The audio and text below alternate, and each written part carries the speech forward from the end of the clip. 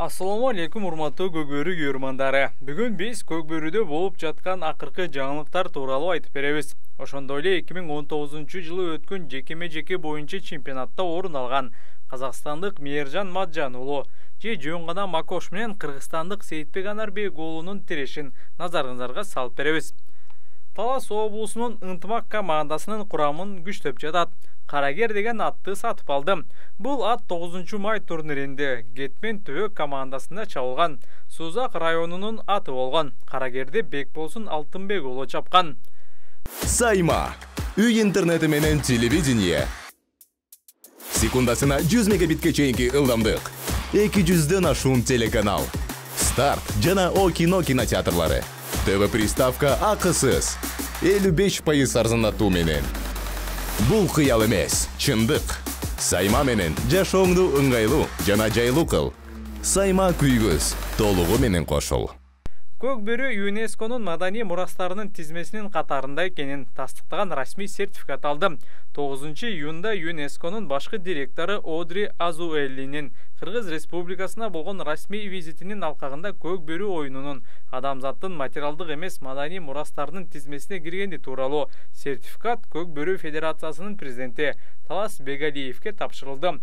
Тапшыруу Аземи улуттук тарых музейинде орун алды. Көкбөрү оюнундагы эң маанилүү нерсе жекеме-жеке экени белгилүү. 2019-жылы жекеме-жеке боюнча өз алдынча чемпионат өткөрүлгөн. Ошол мелдештин жарым финалында Сейитбек Анарбек уулу менен Мээржан Маджан уулу кезгелген. Ошол оюнду сиздердин назарыңыздарга салалы. Оңдоп бас, оңдоп. Тамайлы болду да.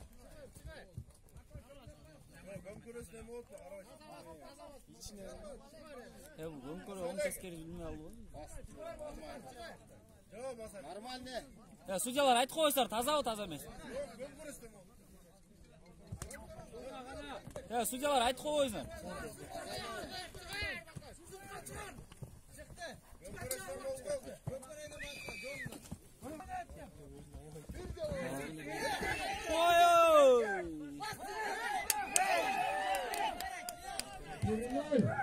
Сейитбек. Анда егет емнеп.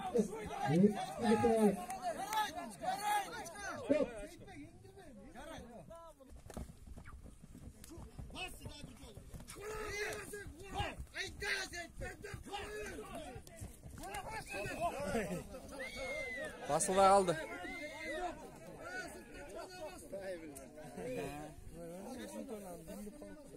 Жаңыл екісі басылда қалды. Ройсын жолып өтпай. Мені бұтыр түріп ішіне. Тоқтату ал емді, тамай басып шықсын. Күдәй емен ема. Уақыттас әт. Уақыттас шықпайсың, уақыттас.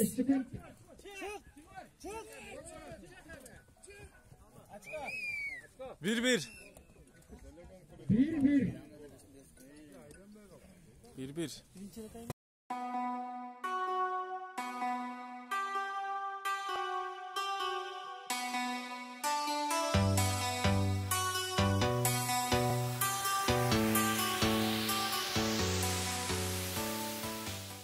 Бул беттеште Мээржан 2-1 эсебинде Сейитбекти утуп алган. Бул тиреш тууралуу жана улакчылар тууралуу кандай ой пикирдесиздер? Комментарийге жазыңыздар.